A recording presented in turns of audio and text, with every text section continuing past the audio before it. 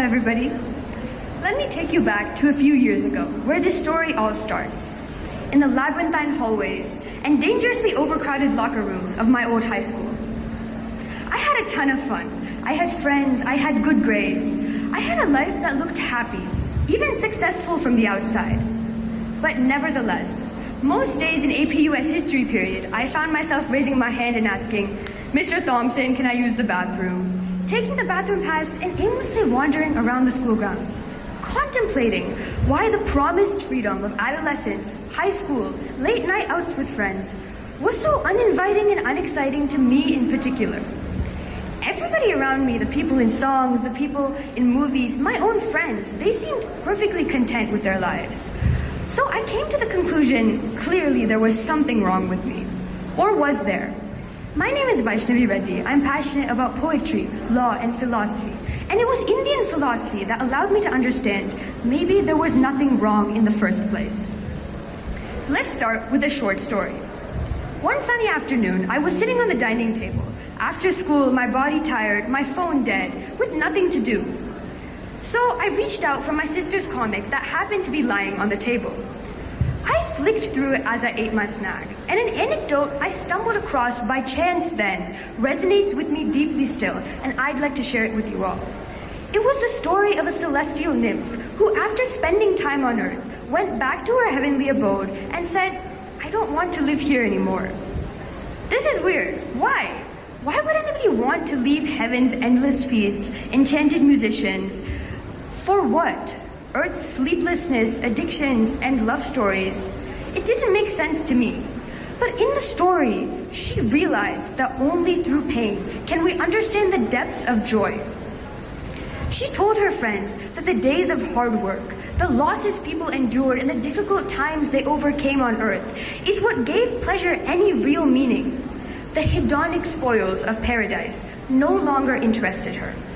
This comic opened me up to the idea that rather than being a flaw in life's design, suffering is an essential part of it. And this understanding itself relieved me of a lot of anxiety and distress that I was feeling for feeling bad. This is a more common experience than you would expect. Strange how ancient stories can carry lessons that are invaluable to life today. Personally, I have been greatly influenced by Indian philosophical and spiritual literature.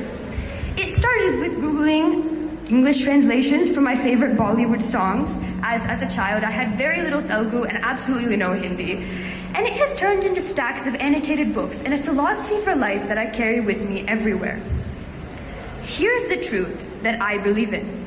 The philosophical traditions of South Asia, embedded in everything from the Mahabharata to Sufi ghazals, have become forgotten forms for our generation.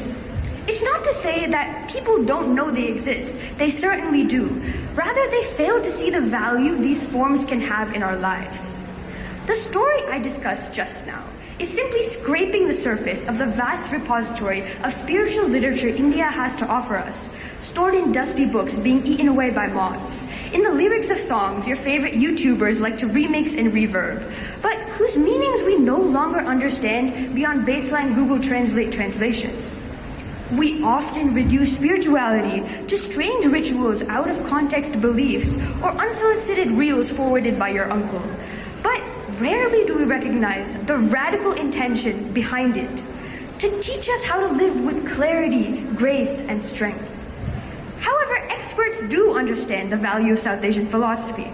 Many historians and scholars, such as Sumit Sarkar and William Dalrymple of Scotland, through their works, suggest that the syncretic and enduring nature of South Asian philosophical literature is a major factor that has contributed and continues to contribute to India's diversity, democracy, and cultural resilience through centuries of colonialism and struggle.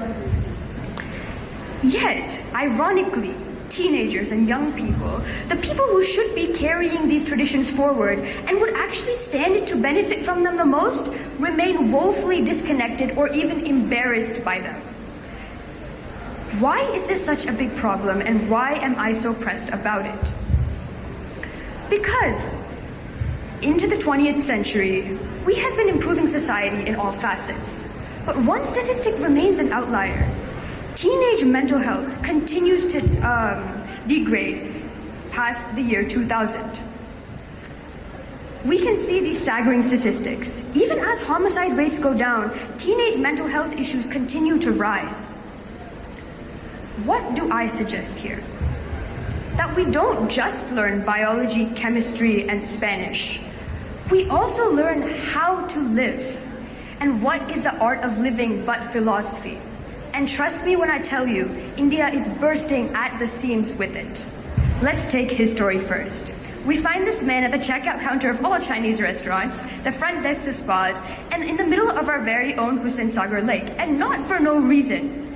This is Gautama the Buddha, the prince who walked away from everything dear to him because he realized something we struggle to accept to this day. That life is filled with suffering inadvertently from birth to death, and nor the rich or the beautiful can escape this. His first noble truth, dukkha, seems complicated, but it's as simple as dissatisfaction is a reality of life. He shared with the world that suffering stems from cravings for things to be different and special. People say, I want more, I want to be more, I wish I had more. They say, I want to be as rich as the Ambanis or as fast as Usain Bolt. These instinctual, yet sometimes delusional cravings to be perfect is what causes suffering. But what did Buddha say? He said, my followers, fight this, because peace comes not from perfection, but from acceptance of life with its blessings and its flaws. While many of us know about Buddha's story, his sainthood, his orange robes, if you're into art, maybe his long ears and his curly hair, not many of us know how his teachings can be directly applicable to our life today. Did you get a horrible test score even though you studied hard for it? This time you didn't even study for it? I'm certainly guilty of that sometimes. But the thing we have to understand is that's as defining to life as victory and joy. Your life isn't over when you get an 8 out of 16. You're simply living just as fully as you would if you got a gold medal or a perfect score.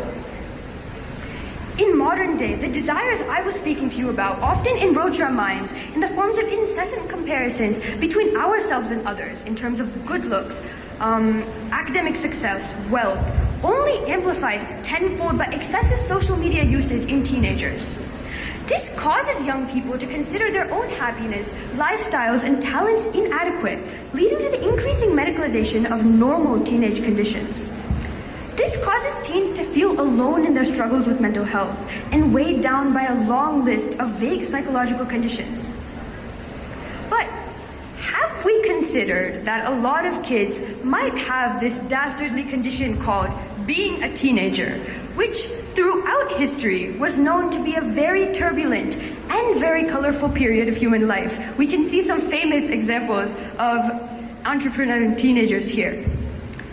The very existence of philosophy, religion, art, and storytelling, the things people were able to grasp onto to handle all life threw at them, back then probably little cannonballs, shows us that we are not alone in our struggles with mental health. Not in the past, not now, and not ever. Those people who suffered the most in life, Ashoka, Buddha, Jesus of Nazareth, Marcus Aurelius, they were the ones who went on to thrive, invent, and create the world we live in today. And how did they do this? By forming a philosophy for life. And those philosophies are still there for us to learn from and build on. Why not use them? Another piece of this story. The Sufis of South Asia were the saints and poets of medieval India and have influenced literary traditions from Kandahar in Afghanistan to Nagaur on the Tamil coast. That is thousands of kilometers of land and spirit that they have touched. They were often proponents of liberal thinking and social equality when those topics were not nearly as popular as they are today, with ideas and verses that I can assure you would still stir up controversies and have their books banned and burned to this day. So no, they were not the prudish figures we often think of when thinking about Indian religious leaders. On the contrary, they were the revolutionaries and free thinkers of their time, with a repository of well-translated work that if we were ever to look into, would realize is humorous, tasteful, and quite applicable to overcoming struggles in life to this day. If I, an American teenager with the attention span of a fruit fly, can find their poems entertaining and relatable, I'm sure you can too. An example, a 1700s Punjabi saint and reformer, Bulle Shah, was such a good poet that he accidentally wrote half of Bollywood's discography 400 years ago. Chaya Chaya from Dil Se is his most famous work, which I don't think he knows exists. So, ironically, today, however, only people with PhDs in South Asian studies or deep in the music industry are even aware of his work and his story, which is so sad, because even back in his time, he defied his cultural norms and wrote in simple local language rather than the elite untouchable Persian, so that everybody, peasant child or scholar, could read his poetry and learn from it. My favorite line of his goes as follows. You read and you read and you read and you become ever so scholarly, but have you ever read your own self? This is applicable for students who are encouraged to endlessly chase academic knowledge and external achievements while neglecting self-understanding, practical wisdom on how to live life well, with grace and with resilience. So, what am I really saying by telling you all this and giving you all these stories? That ancient Indian philosophy isn't a dusty relic. It is a toolkit for living today. That we teenagers aren't alone in our struggles, and we can always turn towards the compiled wisdom of all the saints and the scholars that came before us, Buddha, Bulle Shah, or whoever pikes their interest. We can find courage in our shared humanity, pain, and pride. So we should pay attention to these forms. Not to store them behind dusty museum glass and say, this is who we were, but to build on them using our own lives and our stories, to live them, and to pass them on to the generations that come after us. Thank you so much.